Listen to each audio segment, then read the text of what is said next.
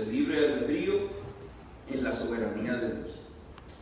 A lo largo de la historia de la teología, hermanos, se ha encontrado con un desafío que se describe en la palabra de Dios: el libre albedrío y la soberanía de Dios en la salvación. Para comenzar, debemos de conocer la definición de ambas. ¿Qué es el libre albedrío? El libre albedrío es la habilidad y el poder de decidir libremente, voluntariamente, a una acción a tomar. En otras palabras, tenemos la libertad soberana, gracias a Dios, de poder tomar decisiones libremente. Ahora, esta definición tenemos que señalar un punto específico, porque tenemos libertad de decidir bajo los límites establecidos por Dios. El ser humano tiene libertad de decidir bajo los límites establecidos por Dios. ¿Por qué digo esto? Porque si yo decido libremente flotar en el aire, eso nunca va a ocurrir. ¿Por qué no ocurre? Porque hay unos límites establecidos por Dios. ¿Cuál es ese límite? La gravedad. La gravedad me impediría yo flotar libremente, porque es una ley establecida por Dios en nuestra libertad de tomar decisiones. Ahora, ¿qué es la soberanía de Dios? Es poseer el poder supremo final sobre todas las cosas. Dios tiene el control absoluto de su creación. Nada de lo que ocurre en la creación va por encima de lo que Dios tiene control. Dios tiene el control de todas las cosas en su creación. Ahora, este desafío teológico tuvo lugar en la Reforma Protestante, en donde hubo dos personas que tenían dos puntos de vista diferentes en relación a este tema. Ellos fueron Juan Calvino y Jacobo Arminio. Ellos establecieron 5 puntos sobre este tema.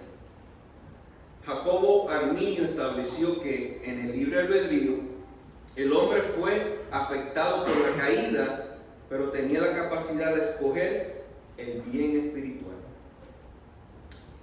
En el tema de la elección condicional, él dice que Dios puso elección sobre todos aquellos individuos que él sabía previamente que responderían al Evangelio. En otras palabras, el pecado no fue afectado por completo a la hora de tomar decisiones. En el tema de la expiación universal, el tercer punto, él indica que la muerte de Cristo expía los pecados de todo el mundo, pero no asegura la salvación. Se hace efectiva si el hombre escoge aceptarla o no. En la gracia irresistible, él indica que la gracia de Dios se puede resistir. Y en la seguridad condicionada, la salvación está condicionada a la fe del hombre. Puede perder la salvación por faltar a mantener su fe y obediencia. Esto es lo que dice Juan Arminio, los 5 puntos. Ahora, ¿qué dice Juan Calvino sobre este tema? Juan Calvino, el punto número 1, dice la depravación total. Todo ser humano ha sido corrupto por el pecado, no puede ser salvo ni por sus obras ni por su naturaleza. En elección incondicional, la salvación es un don de Dios. Él elige incondicionalmente desde antes de la fundación del mundo. En la expiación particular, la muerte de Cristo es suficiente para expiar los pecados de todos, pero su eficacia salvadora está limitada a los escogidos. Gracia irresistible. Su gracia soberana es irresistible a los escogidos. Perseverancia de los santos. Dios persevera a sus elegidos para salvación y le da la gracia, el poder y la provisión para perseverar hasta el fin. Estos 5 puntos teológicos fueron evaluados en el Sínodo Nacional de la Iglesia. El Sínodo Nacional de la Iglesia eran los líderes de la Iglesia en aquel tiempo, los cuales se reunieron en Dort, en Holanda, en el año 1618. Tuvieron que evaluar estos 5 puntos de ambos. Y luego de 154 secciones, durante un periodo de 6 meses, determinaron que los puntos de arminianos no tenían la armonía con lo expuesto a la palabra de Dios. Los puntos arminianos no tenían la armonía sobre lo expuesto a la palabra de Dios. Ahora, para poder analizar un poco y poder entender en qué se basan ellos, se basaron bíblicamente lo que la palabra de Dios enseñaba. Hay una historia en la Biblia que nos puede ayudar a entender, a arrojar un poco de luz en las decisiones que se encuentran sobre este punto específico. Y esta es la historia de Jonás. Quiero que vayamos al libro de Jonás para poder explicar un poco mejor este tema. Jonás 1. Todos conocemos la historia de Jonás. No vamos a leer toda la historia de Jonás, pero vamos a leer los puntos principales sobre esta historia, los cuales nos pueden ayudar a arrojar un poco de luz a este tema. Jonás 1, versículos del 1 al 2.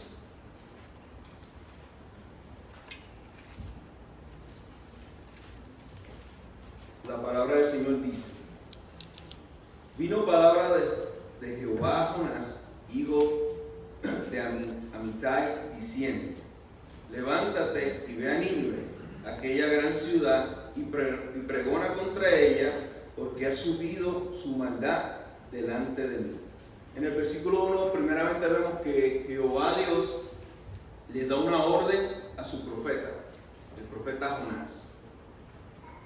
Le dice que vaya a Nínive. Aquí vemos la voluntad soberana de Dios sobre el pueblo de Nínive. Dios soberanamente decide enviar un profeta a Nínive. Ahora, ¿quién era Nínive? ¿Qué pueblo era Nínive? Nínive era la capital de los asirios. Y los asirios eran enemigos del pueblo, porque fueron el pueblo de Israel, cuando se dividieron las tribus, fueron conquistados por los asirios. Las tribus del norte, que fueron 10, fueron conquistadas por los asirios. O sea, esta Nínive era la capital asiria, de los asirios. ¿Qué quiere decir esto? Que el profeta Jonás iba a predicar a sus enemigos, básicamente, a sus enemigos. Versículo 3. Jonás se levantó para huir de la presencia de Jehová a Tarsis,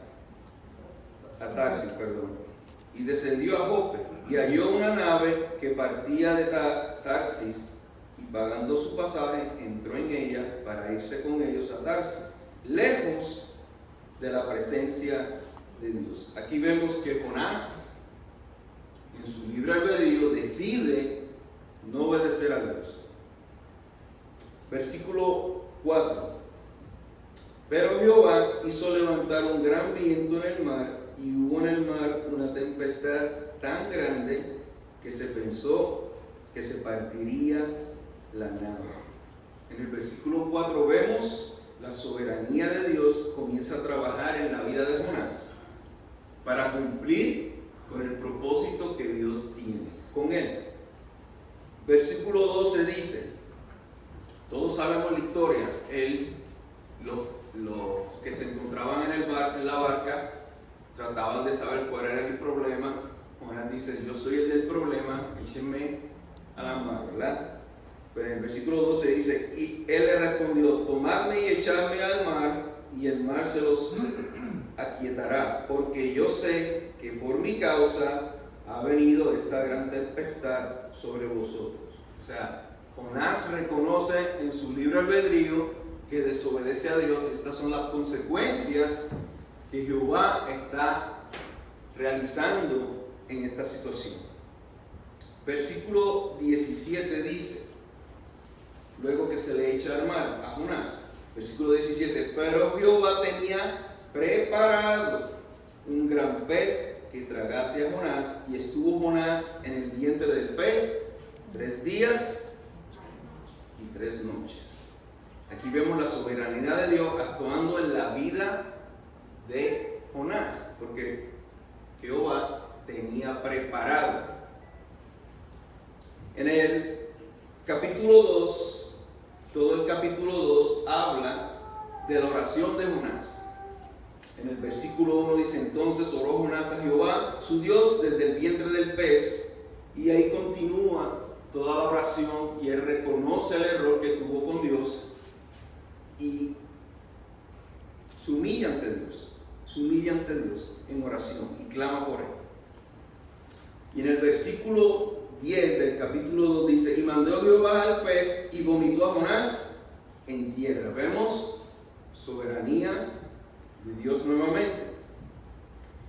Jonás 3 del 1 al 2 dice: vino palabra de Jehová por segunda vez a Jonás diciendo: levántate y ve a Nínive, aquella gran ciudad, y proclama en ella el mensaje que yo te diré. La voluntad de Dios en su soberanía vuelve a darle la instrucción.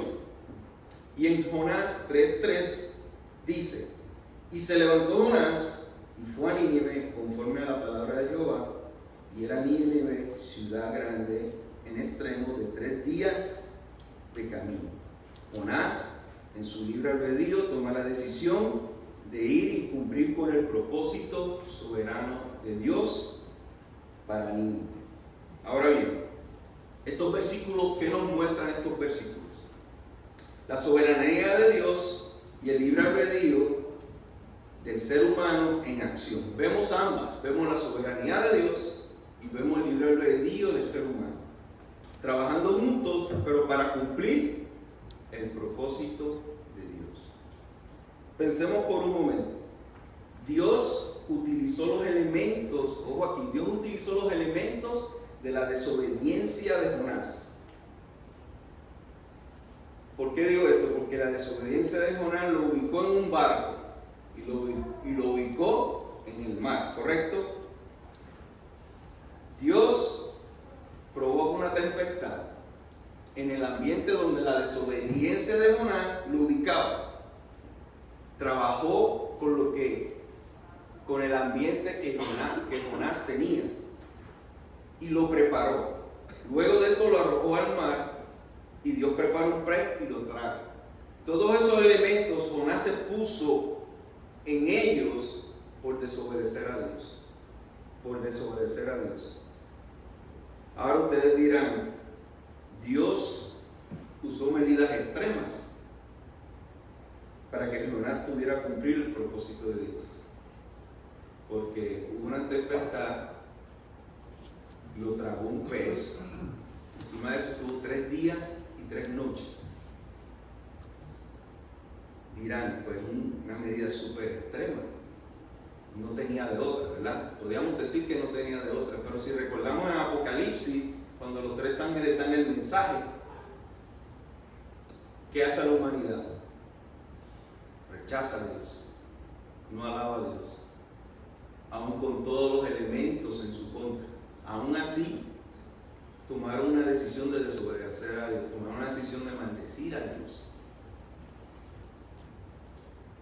Tal vez en el ojo humano podemos decir que Dios usó medidas extremas, pero yo creo que la medida más extrema hubiera sido si Dios hubiera cambiado el pensamiento de Jonás en un instante, que no le diera la libertad de tomar una decisión en su libre albedrío. Dios le dio una oportunidad a Jonás para que entendiera en su libre albedrío en la responsabilidad de sus acciones, sus consecuencias por desobedecer y en el propósito que él tenía que cumplir con Dios. ¿Entienden? Lo que quiero decir con esto es que yo no lo veo tan extremo, porque una cosa extrema hubiera sido injusta que cambiara el corazón de Jonás, que le cambiara el pensamiento, o que hubiera dado la instrucción de primera instancia y lo obligara a ir. Dios no lo obligó a ir. Dios trabajó en su vida para que él decidiera en su libre albedrío lo que él tenía que hacer para Dios. Ahora, ¿cómo él lo hace con cada uno de nosotros en nuestra vida? ¿Cómo nosotros llegamos a los pies de Cristo? Muchos tenemos diferentes historias, tal vez necesidades, problemas, tal vez crecimos en un hogar cristiano, tal vez sus padres pudieron vivir experiencias difíciles y siempre reconocemos que es un Dios soberano, reconocemos que es un Dios que controla todo. Independientemente de la situación, inclusive los ateos, tal vez su fundamento principal es porque no concede lo que ellos quieren. O tal vez porque ven justicia y entienden que Dios es un Dios injusto, cuando Dios no es injusto. Es todo lo contrario, es un Dios justo. Ahora, en el capítulo 4 de Jonás, explica que Jonás se enojó con Dios porque perdonó a Nínive. Luego que Jonás cumple con el propósito de Dios en Nínive, pasa lo que Dios ya tenía destinado para Nínive. Le da una oportunidad a Nínive, le da una oportunidad en su libre albedrío para que se arrepienta de sus errores. Y Dios los perdona a Nínive. Jonás se enoja tanto y dice: yo sabía que esto iba a pasar. Yo sabía que cuando yo llevara tu palabra, el pueblo se iba a arrepentir. Y Dios le explica a Jonás el por qué tuvo misericordia con Nínive en el versículo 11 del capítulo 4. El versículo 11 del capítulo 4 dice: y no tendré yo piedad de Nínive, aquella gran ciudad donde hay más de 120,000 personas que no saben discernir entre su mano derecha y su mano izquierda, y muchos animales. Ahora la pregunta sería: ¿por qué Nínive no sabe discernir? ¿Por qué Nínive no sabe discernir? Por su condición de pecado, por su naturaleza de pecado. La humanidad no sabe discernir por su condición pecaminosa. Tenemos una naturaleza de pecado que no nos permite discernir correctamente. Nínive representa a la humanidad caída por el pecado, la cual no sabe discernir ni entender su condición ante el pecado. No sabe discernir, la humanidad no sabe discernir su condición pecaminosa ante Dios.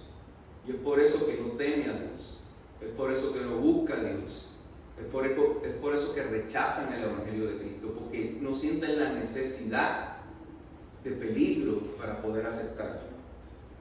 El apóstol Pablo lo explica claramente en Romanos 3. Vayamos a Romanos 3.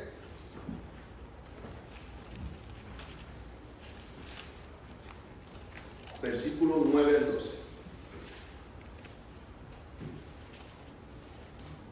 La palabra del Señor dice: ¿qué pues? ¿Somos nosotros mejores que ellos? En ninguna manera. Pues ya hemos acusado a judíos y a gentiles, que todos están bajo pecado. Como está escrito: no hay justo ni aun uno, no hay quien entienda, no hay quien busque a Dios. Todos se desviaron, a unas se hicieron inútiles.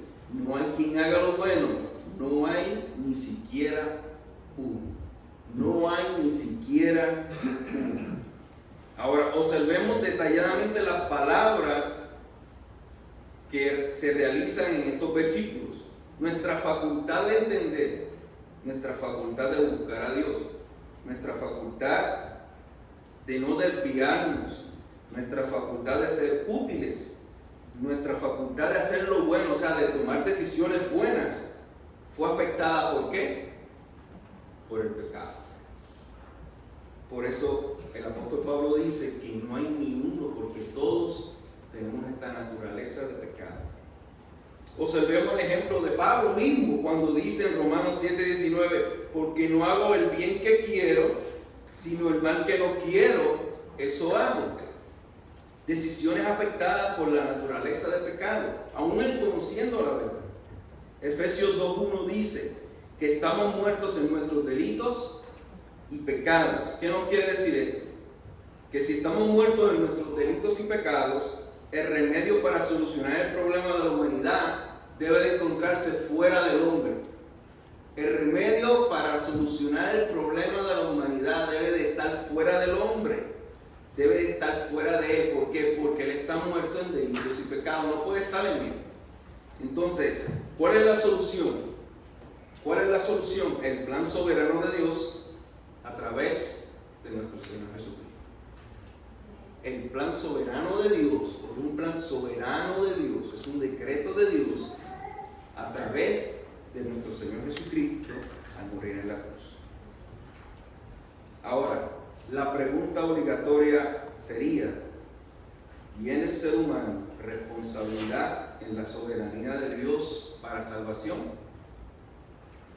¿En la doctrina de la elección? Expliquémoslo bíblicamente hablando. Busquemos el Evangelio de Juan para poder entender un poco.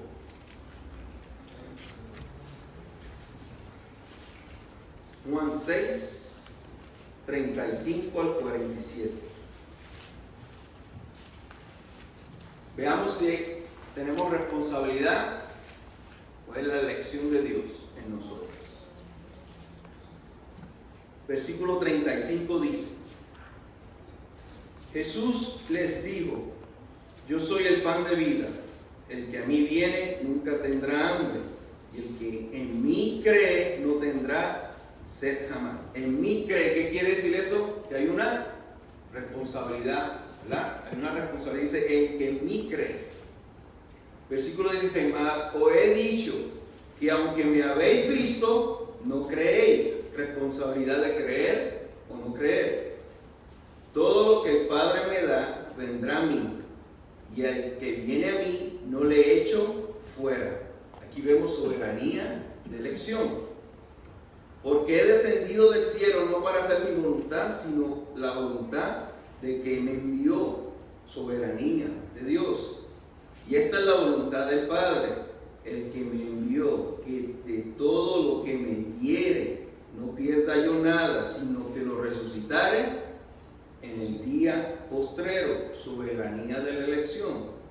Y esta es la voluntad del que me ha enviado, que todo aquel que ve al Hijo y cree en Él tenga vida eterna, y yo lo resucitaré en el día postrero. ¿Qué quiere decir eso? Responsabilidad del ser humano.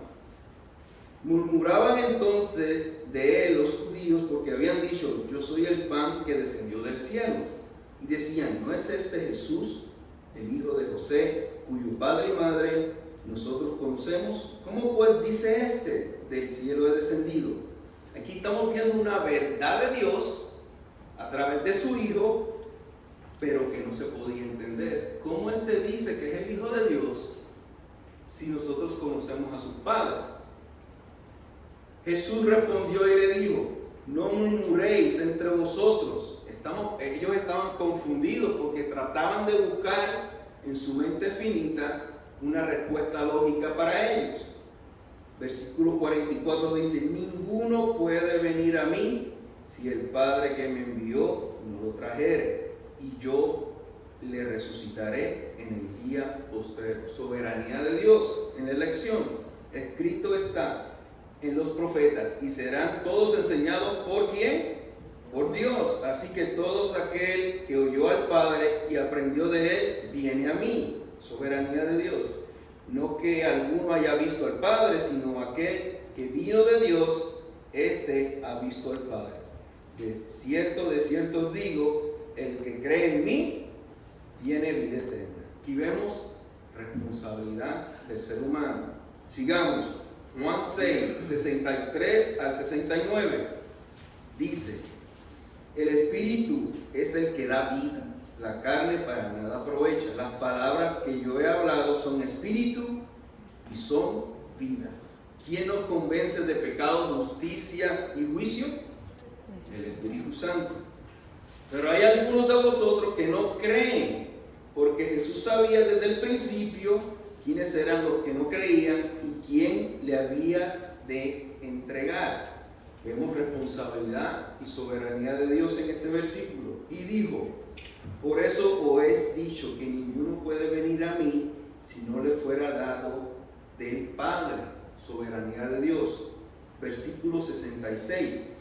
Desde entonces muchos de sus discípulos volvieron atrás y ya no andaban con él. Fíjense esto: responsabilidad en el individuo rechazando al Mesías porque no entendían. Dijo entonces Jesús a los 12: ¿queréis acaso iros también vosotros?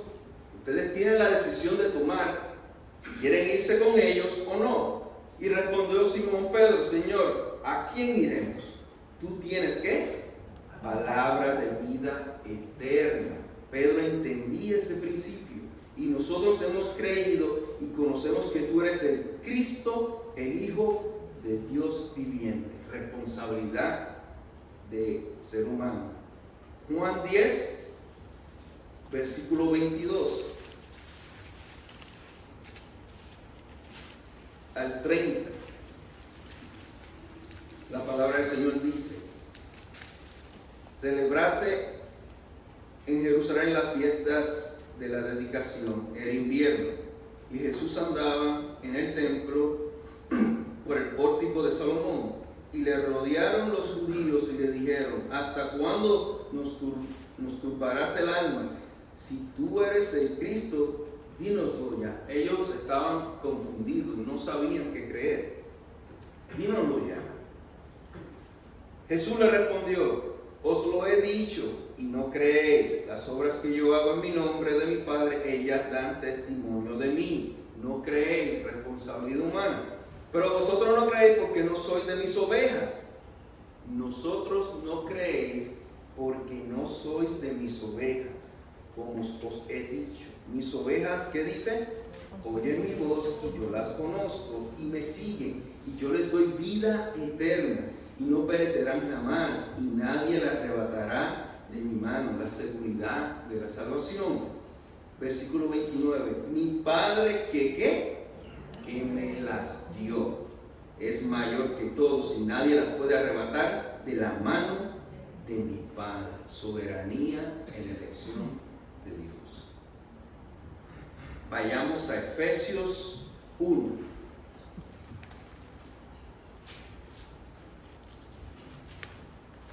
Versículo 1.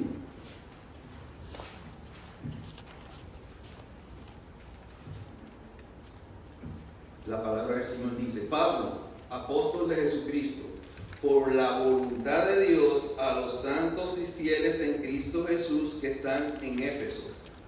Pablo fue apóstol de Jesucristo no fue porque Pablo quiso, porque si vemos la historia de Pablo, ¿quién buscó a quién? Jesús buscó a Pablo. Saulo le estaba buscando, pero no era para arrepentimiento, ¿verdad? Él estaba buscando porque entendía que él estaba protegiendo la ley de Dios en el antiguo, porque ellos tenían la Torá. Él estaba protegiendo la ley de Dios.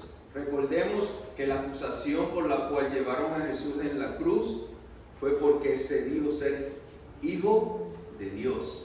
Y eso era un pecado capital. Por eso a él lo llevan. Saulo entendía que él estaba haciendo lo correcto ante Dios, porque estaba protegiendo lo que él conocía, como él fue instruido. Ahora aquí vemos cuando Jesús viene la ley y la gracia. Era difícil de entender. Por eso ahora mismo, hasta el día de hoy, los judíos no creen en Jesús como el Hijo de Dios. Lo creen como un profeta más de la Torá.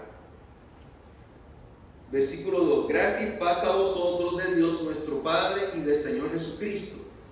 Bendito sea el Dios y Padre de nuestro Señor Jesús, que nos bendijo con toda bendición espiritual en los lugares celestiales en Cristo, según nos escogió en Él antes de la fundación del mundo, para que fuésemos santos y sin mancha delante de Él, en amor habiéndonos predestinado para ser adoptados hijos suyos por medio de Jesucristo, según el puro afecto de su voluntad, para alabanza de la gloria de su gracia, por la cual nos hizo aceptos en Él, amado, en quien tenemos redención por su sangre, el perdón de pecados según las riquezas de su gracia, que hizo sobreabundar para con nosotros en toda sabiduría e inteligencia, dándonos a conocer el misterio de su voluntad, según su beneplácito, en el cual se había propuesto en sí mismo. Fíjense todos los adjetivos que se están presentando. De reunir todas las cosas en Cristo, en la dispensación del cumplimiento de los tiempos, así que están en los cielos como los que están en la tierra.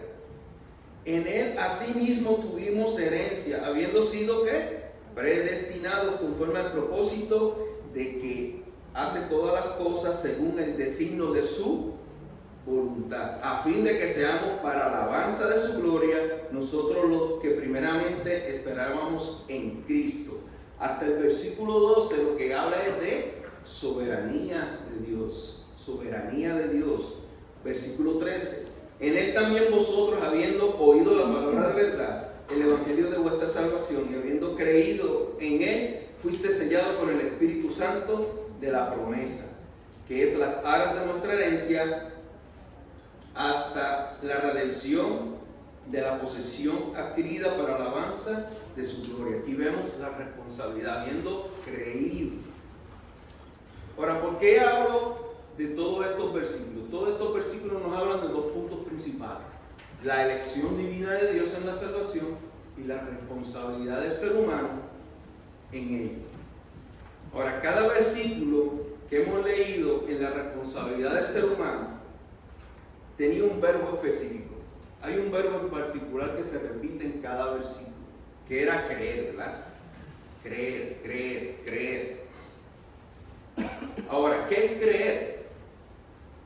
¿Qué es creer para nosotros? Tener fe. Creer es tener fe, ¿correcto? ¿Qué dice Efesios 2:8? Porque por gracia sois salvos por medio de la fe. Esto no es de vosotros, pues es un don de Dios. La fe no es de nosotros. Usted creyó porque Dios le otorgó ese don para creer. ¿Qué quiere decir esto? Que Dios nos da la capacidad de poder creer, ya que nuestra naturaleza de pecado nos impidía tomar una decisión libremente en el Evangelio de Cristo. Fíjense esto. Dios nos da la capacidad de creer y nos da la libertad de poder tomar una decisión libre, porque estamos influenciados por nuestra naturaleza, por nuestra condición de pecado. Ahora bien, la pregunta es, hermano, ya está dando mucho rodeo, diga la pregunta: ¿tenemos responsabilidad en la salvación o somos escogidos por Dios? La respuesta es que ambas son verdades. Ambas son verdades. Hay una elección divina de Dios y tenemos una responsabilidad en nuestro libre albedrío de responder al llamado de Dios. Estas son dos verdades que los teólogos dicen que son paralelas. Van en una misma dirección, paralelas, pero nunca se cruzan. Pero van con un propósito en común y van paralelas. Es un misterio.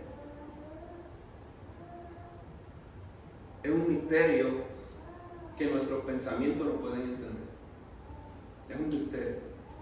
Isaías 55:8 dice: porque mis pensamientos no son vuestros pensamientos, ni vuestros caminos mis caminos, dijo Jehová. De igual manera, ¿cómo podemos explicar que Jesús es 100% hombre y 100% Dios cuando estuvo aquí? ¿Cómo lo podemos explicar? No lo podemos explicar. Nuestra mente no lo puede entender, ¿verdad? Pero la Biblia dice que en Juan 1:1, en el principio era el verbo era con Dios y el verbo era Dios. Inclusive Juan 10:30, Jesús mismo dice: yo y el Padre somos uno.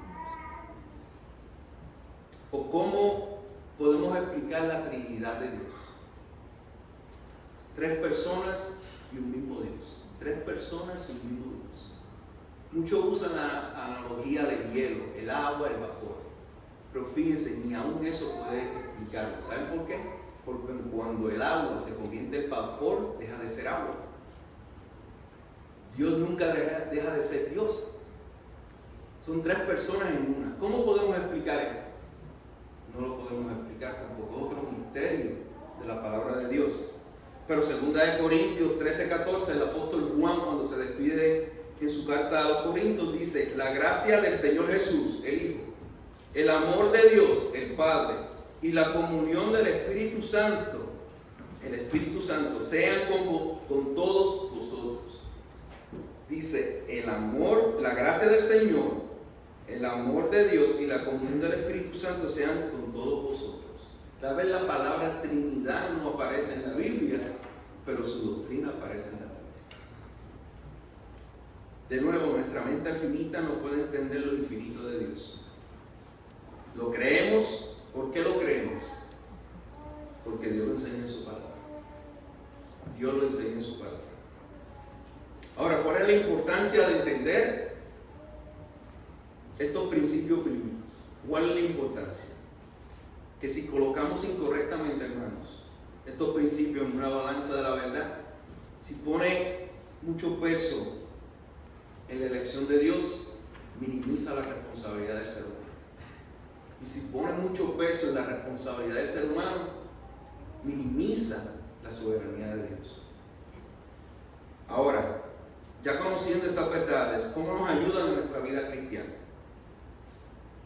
En nuestra responsabilidad en la salvación nos ayuda a obedecer a Dios, a depender de Él, a trabajar y cumplir con el propósito que Él tiene en mi vida, a llevar el mensaje del Evangelio, porque es un mandato. Jesús realizó un mandato, ir y hacer discípulos, y a luchar contra el pecado y perseverar en buscar la santidad. A eso nos ayuda conocer la responsabilidad de nosotros en la salvación. ¿En qué nos ayuda conocer la elección de Dios en la salvación? No debe de haber orgullo en nosotros. La salvación no es por obras, sino por gracia. Y la gracia de Dios. Efesios 2:9. Nos produce gozo porque fuimos elegidos. ¿Quién no está gozoso porque fue elegido por Dios? Todos estamos gozosos. Fuimos elegidos por Dios. Y por eso le debemos de dar gloria a Dios todos los días. Porque fuimos elegidos. Nos da el privilegio, hermanos, de conocer a Dios. Porque un cristiano, el mínimo cambio que debe demostrar inmediatamente es desear conocer a quien lo salvó. Desear conocer a Dios. Y sobre todo también nos da la seguridad de nuestra salvación, porque no depende de nosotros, sino depende de Dios. Deuteronomio 29:29 dice: las cosas secretas pertenecen a Jehová nuestro Dios, mas las reveladas son para nosotros. ¿Para qué? Para que y para nuestros hijos para siempre, para que cumplamos todas las palabras de esta ley. O sea, si tenemos que cumplir todas las palabras de esta ley, tenemos una responsabilidad que cumplir ante Dios. Hay cosas secretas de Dios que son para Dios, no son para nosotros. No es de nosotros entenderlas, de nosotros es aceptarlas y cumplir con el propósito que Dios tiene para nosotros. Para concluir, quiero citar un pensamiento de un pastor de nombre Leonardo Hernández que me gustó. Él dice: los términos bíblicos apartados, comprados, rescatados, escogidos, redimidos y vivificados dan clara evidencia de que la salvación del hombre es una obra exclusiva de Dios. No es del hombre, es una obra exclusiva de Dios, realizada por su propia iniciativa y soberanía, sin depender del consentimiento o la colaboración del ser humano. La salvación es de Dios, es una iniciativa soberana y en su decreto Dios determinó que fuera de esa manera. ¿Por qué Dios nos perdona a través de su Hijo? Porque Dios decidió en su voluntad divina realizarlo. Mucha gente piensa que Dios toma decisiones porque Él sabe lo que va a pasar.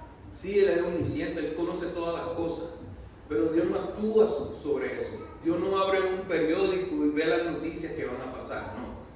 Dios lo que hace es que determina en su voluntad perfecta en base a su soberanía en la creación. No debemos de ver a Dios como un Dios que no puede hacer cosas. Dios es soberano. Dios permite cosas y en su soberanía y en su mente infinita debemos de creer que todo obra para bien, como dice Romanos. Amén.